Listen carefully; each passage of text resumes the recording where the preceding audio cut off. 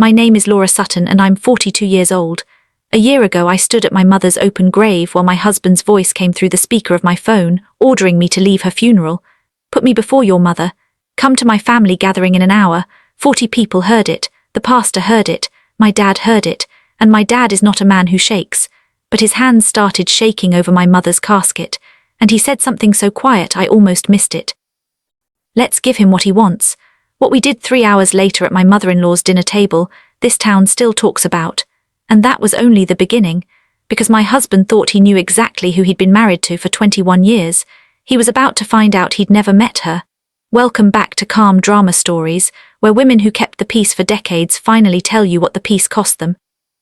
Grab your coffee and settle in because this story starts in a cemetery and ends with an apron I only wear when I choose to. Snorts, drop a comment telling me where you're listening from, and be sure to subscribe.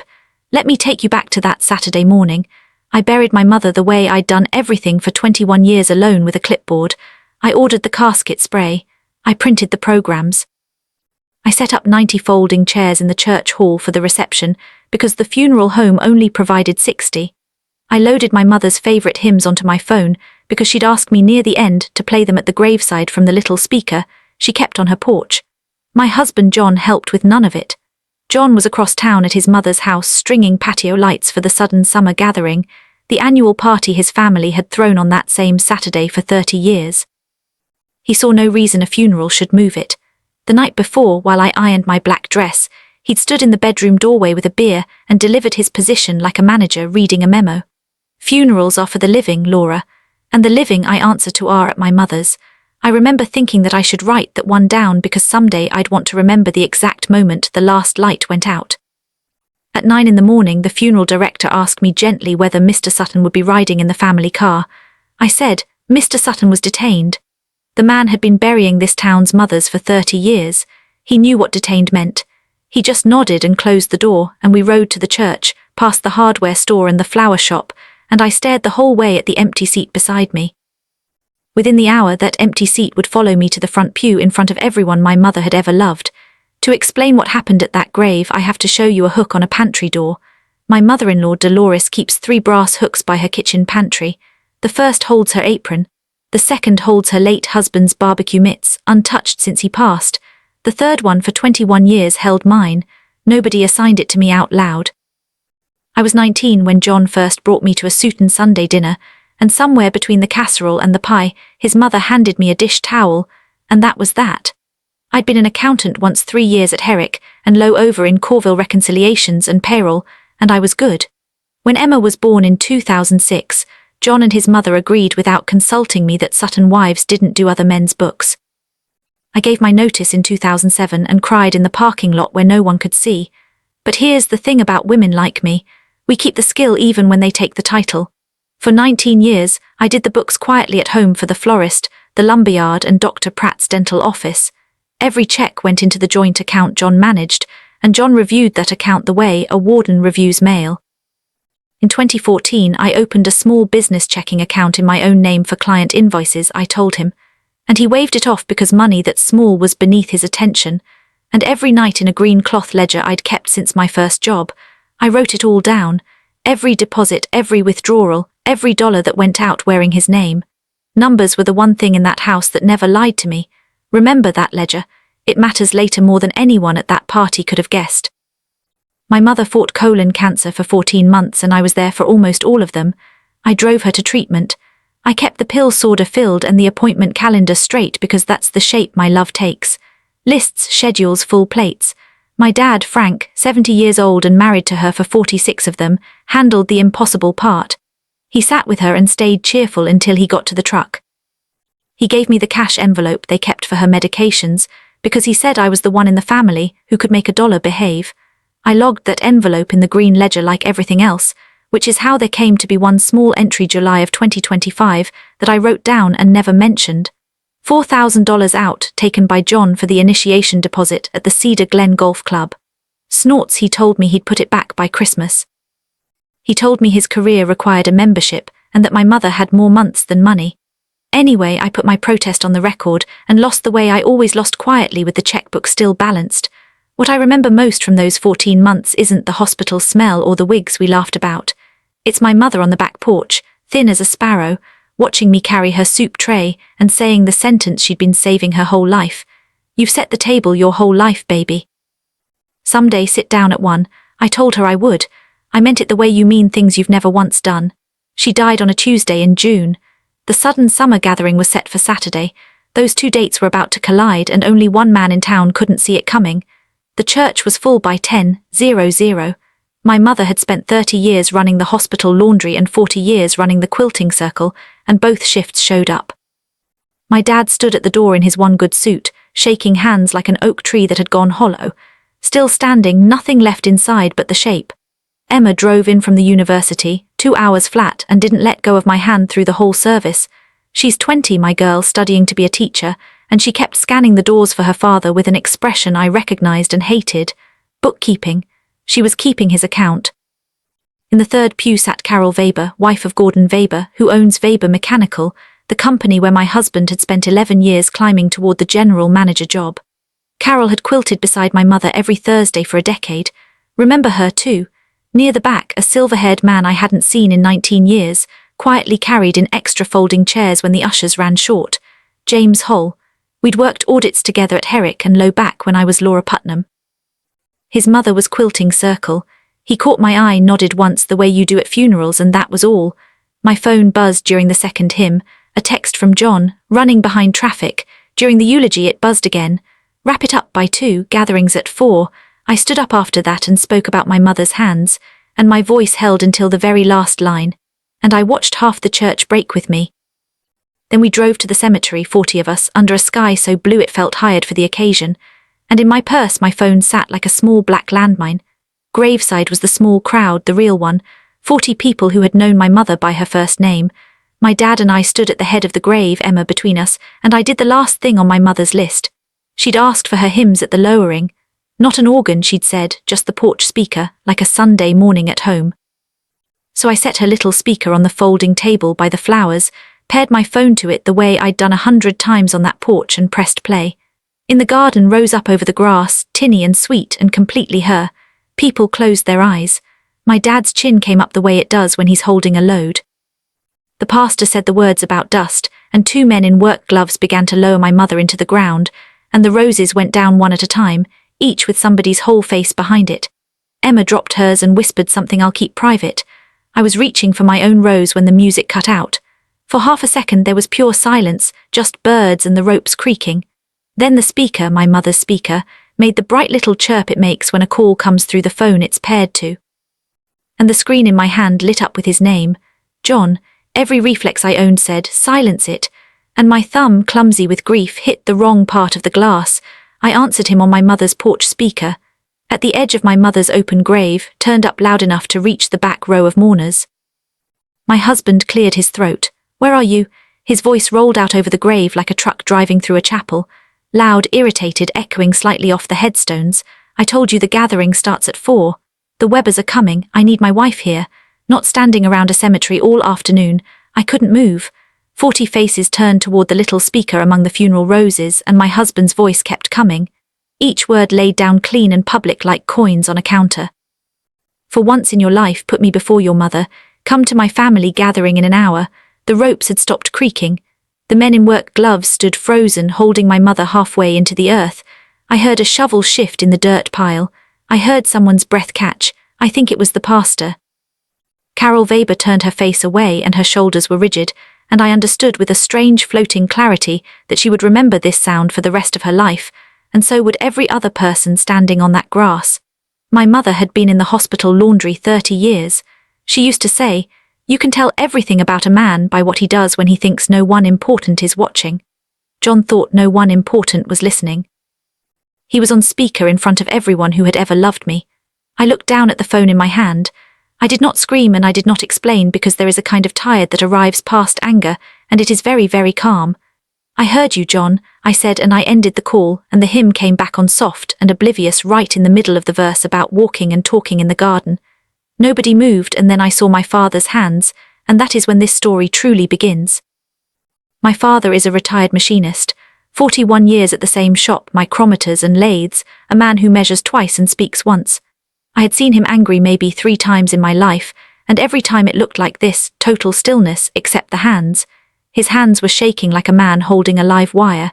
He looked into the grave at the casket, holding the woman he'd loved since 1980, and he was quiet so long that the pastor started to say something merciful. Then my dad lifted his head and looked at me, and his voice came out level and even and terribly gentle. "Let's give him what he wants." The pastor blinked. "Emma," said Grandpa. Furious tears still on her face, I said, "Dad." He took the phone out of my hand, careful with it like it was a part off a machine that had failed inspection, and he handed it to Emma. "He wants his wife at that party," my dad said. "Then that's what he'll get, exactly that, one more time." He straightened his suit jacket, nodded once to the pastor, and picked up the rose I had dropped. He laid it on my mother's casket himself. Then he said the strangest thing anyone has ever said to me at a funeral. "Trust me, Laurie, and wear the apron." I stood there between my mother's grave and my father's shaking hands, and I felt something shift in my chest, a lock or a gear, something that had been stuck for 21 years moving one tooth over.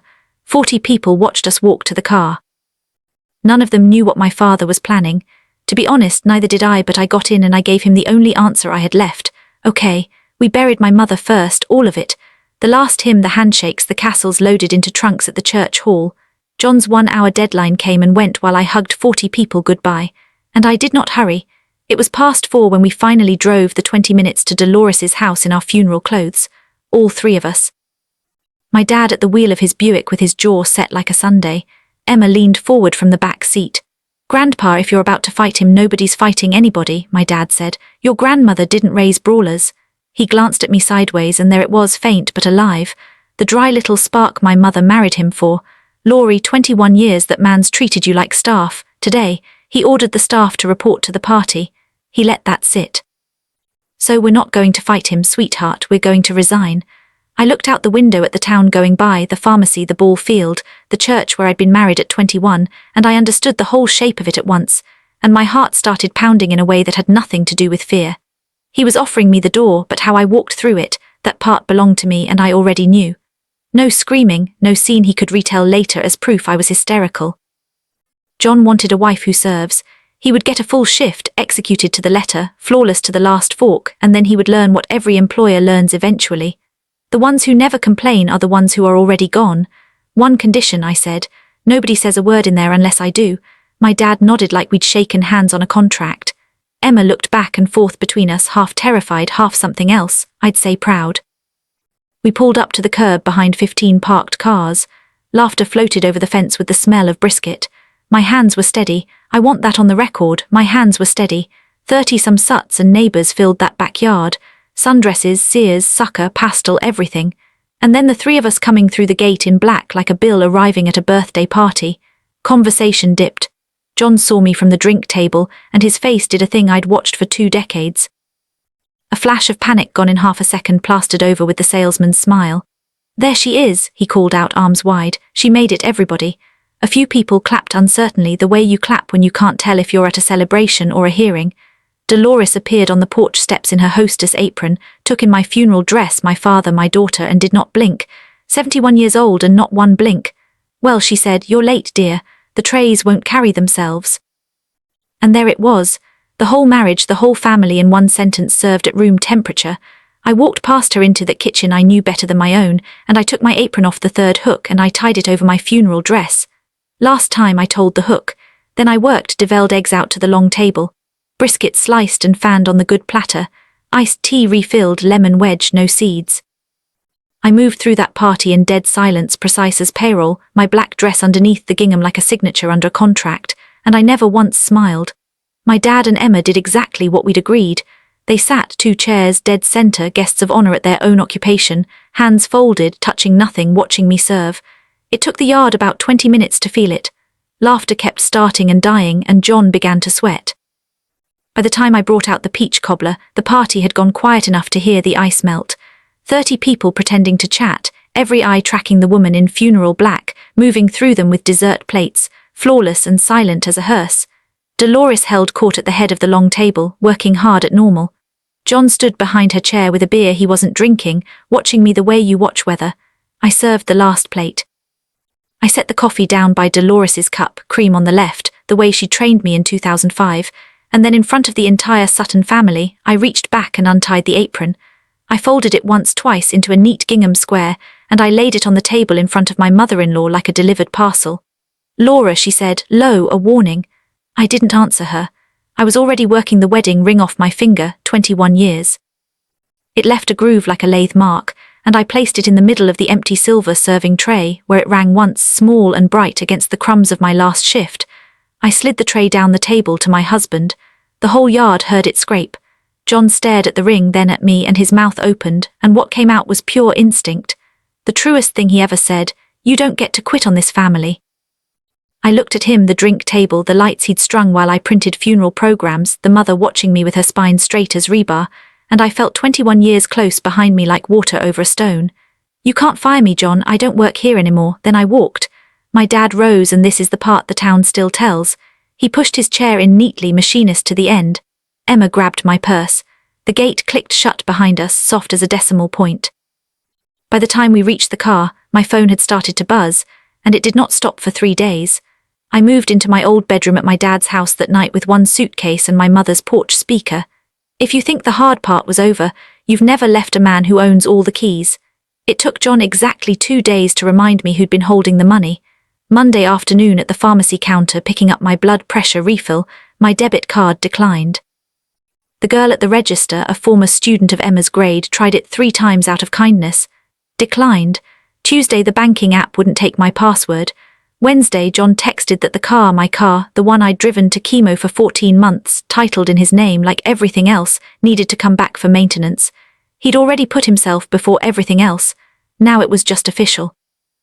I stood in my dad's kitchen with a dead card and no car and a suitcase of funeral, and I want to be honest with you about that hour because somebody listening needs it. I wobbled. It's one thing to lay a ring on a tray with your chin up. It's another to be 42 years old and locked out of your own life by a man who is very good at looking reasonable in front of tellers and pastors and judges. Then I remembered the account he'd never bothered to sneer at. My little business checking invoices from the florist, the lumber yard, and Dr. Pratt deposited faithfully since 2014. Balance $3,900. Not much next to a man with the house, the cars, and 11 years at Weber Mechanical. But it was mine in my name, out of his reach. And let me tell you what that kind of money is really worth. If you have ever stood at a register with a card you already knew would decline because someone else decided what you deserved that week, tell me about it in the comments. I read them, and so do 1,000 women who thought they were the only one. And hit subscribe because what John did next even his own mother couldn't defend. Emma video called me from her dorm on Thursday, laptop light on her face, and said what she'd been saying since the graveside. "Mom, I'm with you all the way." 20 minutes after we hung up, her father called her. He was warm at first. She told me the concerned dad voice, the one he pulls out for teachers and traffic cops. Then, right before the goodbye, he set the hook. "If your mother keeps up this little show, sweetheart, I may have to rethink some things. The college fund's in my name, you know." Her voice was still shaking when she repeated it to me. That fund held 4 years of tuition we'd saved since she was born, and he was right. Legally it sat in his name with him as the owner. He hadn't threatened me, he'd priced me. This is what I mean when I say men like John don't lose their temper. They open negotiations. He'd found the one thing I'd crawl back for, and he set it on the table with the safety off. So the next morning I did the most radical thing a woman like me can do. I hired my own advice. Patricia Ray's Family Law, one town over in Corval, grey streak, reading glasses on a chain, a handshake like a door closing. Her retainer was $3,500. I paid it from the business account and watched 19 years of quiet invoices turn into a war chest. Patricia listened to the whole story without a single note of surprise, which told me how many times she'd heard it. Then she took off the reading glasses and asked me the only question that ever mattered. "What do you have on paper?" And for the first time since my mother died, I smiled. Tuesday morning 10:00 I drove my dad's Buick to 214 Maple Row, still legally my home. Patricia reminded me whatever John had done to the passwords, he'd be at Weber Mechanical until 6. I let myself in through the kitchen door and stood a minute in the house where I'd raised my daughter. It smelled like his cologne and takeout. The counters, for the record, were filthy. The staff had resigned. I wasn't there for memories. Bottom drawer by the stove under the takeout menus and the dead batteries, exactly where it had lived for 2 decades because John never opened a drawer he couldn't spend. The green cloth ledger. 21 years of our life in my handwriting month by month. Every deposit from my bookkeeping, every mortgage payment, every check to Emma's school, and one small entry from July 2025, ink a little heavier than the rest. $4,000 out of my mother's medication envelope, initial JS, destination Cedar Glen Golf Club. Beside the ledger I stacked the tax folders and the printout of the envelope tally I'd kept for my dad. My hands were quick and my heart was loud, and I was almost to the door when I heard tires in the driveway, not the diesel growl of John's truck. Lighter. I looked through the curtain and my stomach dropped an inch. Anyway, Dolores's sedan nose in behind the Buick, blocking me neat as a chess move. My mother-in-law has had a key to this house since the week we closed on it. She'd insisted and John had handed it over without asking me. I heard it turn in the front lock. I had the ledger in a grocery bag, 1 exit and 30 seconds. So I did what I do best under pressure. I put the kettle on. Dolores stopped in the kitchen doorway and took inventory. Me, the kettle, the grocery bag on the counter with the green spine showing. She's a smart woman. People miss that about her because she weaponizes doilies, but she reads a room like an auditor.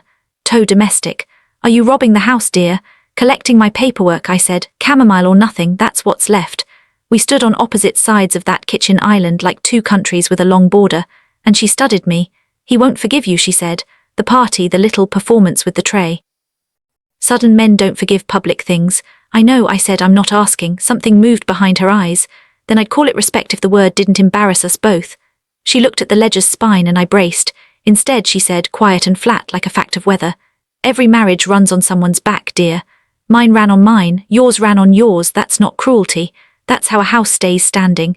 Then even quieter, almost to the window.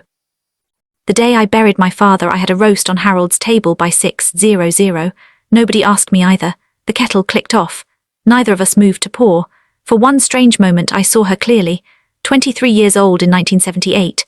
Apron on, grief folded and put away, standing at a stove because the alternative had never once been offered. The same chain, one link older.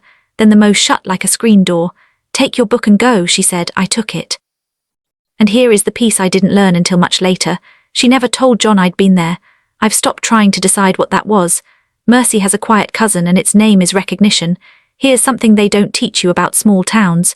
News doesn't travel by phone here, it travels by casserole. By the second week, everyone in Millbrook had heard the graveside call, and I mean heard it in detail. Down to the echo. 40 mourners is 40 broadcasting stations. The checkout line at the market went quiet and kind when I walked up. At the ball field, 2 mothers I barely knew touched my shoulder like a church blessing. Ede at the barber shop, who has cut my dad's hair since Carter was president, reportedly refused to take John's usual booking on account of being suddenly very busy forever. I want to be clear about what I was doing during all this because it matters to how the story ends. Nothing. I gave no interviews at the bake sale. I corrected no details in the church parking lot. Patricia had advised silence and silence suited me. But the truth is I didn't need to say a word, and that was the beautiful, terrible engine of the whole thing. There was only one version of the story, and it was his in his voice at full volume over my mother's grave. Put me before your mother. He'd published his own confession to the exact 40 people a man in a reputation business can least afford. One of them sent my father a sympathy card that week. Cream paper, tidy blue ink, Carol Weber. My dad read it twice and passed it to me across the breakfast table without a word. Under the printed condolences she'd written a single line, Ruth raised a lady. I keep it in the ledger now at the July 2025 page like a pressed flower. That Friday, John called my dad's landline and asked, very civil, to come talk like adults. My dad looked at me. I said, let him come. He came Saturday morning in the good blazer carrying flowers from the grocery store and performed concern at me across my father's porch rail. This was the grief madness offer, and I'd known it was coming. I wasn't myself. Losing my mother had unbalanced me. Everyone understood. No one would hold it against me. Come home and we'd say no more about it. I forgive you, he said, actually opening his arms. Come home. I told him evenly that I was already home, and I watched the performance shut down like a fair ride when the money runs out. The flowers dropped to his side. The voice dropped with them. You'll be broke in a month, he said. Look at you. You're a 42-year-old waitress with a calculator. You are nothing without me, and every person in this town knows it. The screen door opened behind me. My dad came out with his coffee. 70 years old, calm as a Tuesday, and looked at John the way he used to look at a part that had failed inspection twice. Funny thing. My dad said, at the cemetery I told her to give you what you want. She did. You wanted first place, son. You got it. He took a sip. Now you get to find out what first place looks like in an empty room. John left rubber on a residential street pulling out.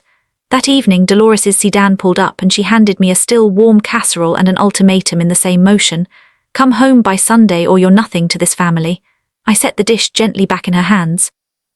Monday, a letter arrived from Bricker and Associates, the loudest divorce firm in the county. My husband had lawyered up. Good, said Patricia when I called her. Now pray he stays angry. Angry men sign things. While the lawyers circled, I did something for the first time in 19 years.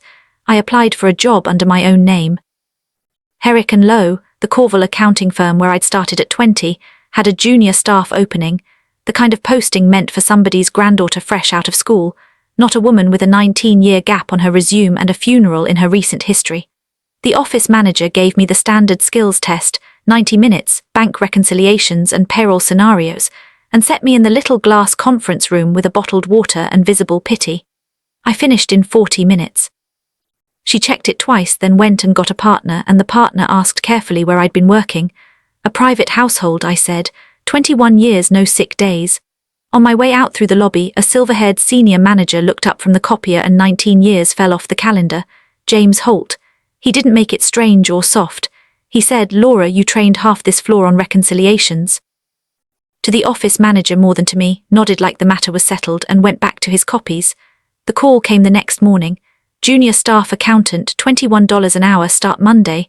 I sat in my dad's kitchen and looked at that offer letter for a long time. $21 an hour is less than I was worth. It was also more than I'd been paid in 19 years, which was nothing at all. A number I'd entered in the ledger every month, a zero with my whole life inside it. My dad read the letter, put it on the refrigerator under a magnet like a spelling test, and said Putnam's work. Then he fried eggs badly. That part of the story comes next. Here's what starting over at 42 actually looks like for anyone keeping notes. Alarm at 5:45. Coffee with my dad in a kitchen that still had my mother's handwriting on the flour jar. The 25-minute drive to Corville in the Buick. Then after 2 months of paychecks in my own car, a grey Corolla, $2,800, $190,000 miles, bought with cash and titled in one name only. And I'm not ashamed to tell you, I sat in the dealership lot and pressed my forehead to that cheap steering wheel like it was an altar rail. At the office, I was the oldest junior accountant in the building, correcting spreadsheets built by juniors who'd been in grade school the year I quit. I loved every hour of it. But the part of that summer I hold on to isn't the job. It's my father, 70 years old, deciding that if his daughter was going to work, somebody was going to feed her. The man had operated a lathe for 4 decades and could not crack an egg to save his life. He learned, burned the first dozen, swore at the pan in machinist language, kept at it like a man being paid by the yoke. And one morning in August, he set a plate in front of me, eggs, toast cut on the diagonal like my mother used to, and said, "Sit down, Laurie, you've got 10 minutes, eat while it's hot." I cried into those eggs. He pretended not to see, which is the same thing as holding someone if you're from here. 21 years I had cooked for a man who never once made me a plate. It took my father one summer and a second-hand skillet to show me the difference between being needed and being loved. Meanwhile, across the county line, word came drifting out of Weber Mechanical through Emma's old babysitter who worked the front desk. Gordon Weber was finally retiring, and the general manager decision was quote under review. John found out where I worked, of course. In a county this size, he probably knew my parking spot before I did. On a Thursday in September, he was leaning against his truck next to the Corolla. When I came out at 5, arms crossed, sunglasses on top of his head, the pose of a man who has rehearsed being casual. "So this is the big new life," he said. He looked at the office glass behind me, then at my sensible shoes, and gave the laugh he saves for waiters. "I don't work here anymore," he said in a squeaky little voice that was supposed to be mine. "Cute line. Did your daddy write it for you?" You think a spreadsheet job makes you somebody, Laura, and I discovered standing in that parking lot that he had lost the thing he'd always counted on, the WSE. He'd say a thing shaped like a slap, and the old me would flinch and manage him. Smooth it, soften it, apologize for the weather. The new me had done payroll all afternoon and wanted dinner. "It makes me the payroll, John," I said, "level as a spirit level. That's more than you ever let me be." His jaw worked. He came off the truck and his voice went up into that register the cemetery would have recognized. "You ungrateful. After everything, do you have any idea what people are saying about me?" And behind me I heard the office door open. 2 of the juniors and the office manager out for the evening, slowing on the sidewalk, watching. John saw them and I watched my husband see himself, a big man shouting at a woman by a used Corolla in public in daylight, 6 weeks before the Weber family would choose its next general manager. He got in the truck and left without another word. Friday, the mediation notice arrived. Thursday next 9 in the morning, both parties and counsel. Patricia called me that night with one instruction: bring the book. Mediation happened in a beige conference room in Cornwall with bad coffee and a mediator named Mr. Ellis, who had perfected the face of a man surprised by nothing. John arrived in the good blazer with Bricker, who talked like a leaf blower. Their opening position delivered in a binder. John keeps the house, no spousal support, and if we didn't like it they'd be delighted to spend 3 years litigating. Quote, Mrs. Sutton's abandonment of the marital home. That's the actual phrase they hung on a woman who left a party where she'd been serving cobbler in funeral. Patricia didn't argue. Arguing is for people without paperwork. She opened the green ledger to the tabbed pages and slid copies across the table, one section at a time, calm as dealing solitaire. 19 years of household income from my bookkeeping, deposited into an account in his name. Every mortgage payment sourced, and then the July 2025 page, side by side with the bank statement she'd subpoenaed to match it, $4,000 out of a dying woman's medication envelope, initial JS, destination Cedar Glen. Nobody shouted. That's the thing about arithmetic. It doesn't raise its voice. It just sits there being true. John looked at that page and his face went the color of the folder it came in, and Bricker asked for a recess. And then came the moment I haven't told anyone until now. The lawyers stepped out, the mediator went for coffee, and for the first time since the graveside it was just the two of us and a beige table. John stared at his hands. When he spoke, the salesman was gone. What was left sounded almost young. If you're not there, he said, who runs it? The house, Mom's Sundays, all of it. What am I supposed to be? For one breath I saw the boy they'd built this man out of and I almost pied him. Then he straightened his cuffs and got it back. Forget it, see you in court. Patricia drove me home. At the light she said, he'll bleed you slowly now, unless he suddenly needs something from you. She tapped the wheel. Pray he needs something. He needed something. Gordon Weber had set his retirement gala for the 3rd Saturday of October at the Hartwell Hotel in Cornwall. The whole county invited and the new general manager to be introduced from the podium. 60 years of Weber Mechanical passing to its next steward. And Weber Mechanical, you have to understand, doesn't sell heating and cooling. It sells trust to families in their kitchens. The calendar on the fridge, the van you let into your garage. Gordon hired for character and promoted for character, and his wife had been quilting with my mother for 10 years, and my husband's character had recently premiered in his own voice to 40 witnesses at a funeral. John was bleeding image in the one company where image was the job, so the offer came first through Bricker in lawyer weather. My client proposes a comprehensive settlement contingent upon Mrs. Sutton's participation in certain family and professional obligations through October. Patricia read it twice and said a word I won't repeat. Then near midnight my phone lit up. John, not the cemetery voice, the other one. The one from 23 years ago at the county fair, soft and reasonable and warm as a heat lamp. One night Laura the gala come as my wife, smile, wear the blue dress, stand next to me for 3 hours, and Monday morning I sign everything. House sold, we split it clean, Emma's fun locked up safe for her, all of it done by Christmas, one night and you're free. I sat on the edge of my childhood bed, listening to my husband negotiate for my presence the way he'd negotiate for a fleet discount, and the strangest calm settled over me, because at last the whole marriage stood in the light where I could see its actual shape. It had never been a marriage. It was an appearance contract and my wages were the apron, and here was the renewal notice dressed as a favor. I'll think about it, I said and hung up and stared at the ceiling until dawn, because here is the truth. It was a good deal. That's exactly what made it dangerous. I want you to understand that every sensible voice in my life told me to take it. Patricia first, because that's her job. If he contests this thing wall to wall, you're looking at $30,000 in fees, a year of your life minimum and no guarantees. 3 hours in a ballroom buys it all back. I've watched women trade more for less. My dad second, and this one cost him. He stood drying dishes a long time and finally said, your mother wouldn't want you bleeding money for pride. A pause, would she? And the question mark told me he didn't believe his own sentence, but 70 years of practicality made him say it. Then Emma, Sunday night, her voice small over the phone in a way it hadn't been since she was 8. Mom, it's one night. I've done the math on what that house is worth. I can't be the reason. I can't ask you to lose the house over one night. My girl bookkeeping again, this time with herself in the debit column. I told her the fund and the house were my worry and her only job was midterms. And after we hung up, I sat in the dark, completely and utterly alone with it, which I understand now is where every real decision is made because they were all correct. That's what nobody tells you about moments like this. The wrong choice arrives with excellent references. It was one night. It was 3 hours. One dress, one smile I'd manufactured 10,000 times before, cheap at the price. Late that night I opened the closet to hang my work blouse, and there it was, waiting behind the funeral dress, navy blue, knee-length, the tags already off. I'd bought it 2 weeks earlier, the day after his midnight call. Some part of me, the part raised at a stove, the part that kept everyone fed and everything smooth, had already said yes. And that, more than John, more than Dolores, more than any sudden living or dead, is the enemy I'd been fighting my whole life. The night before the gala, I sat at my dad's kitchen table with 3 objects in front of me, like a woman laying out evidence for a jury of one. The green ledger, my mother's apron, off its kitchen hook since June and never yet unfolded, and Carol Weber's cream-coloured card. I opened the ledger to the first page, September 2005.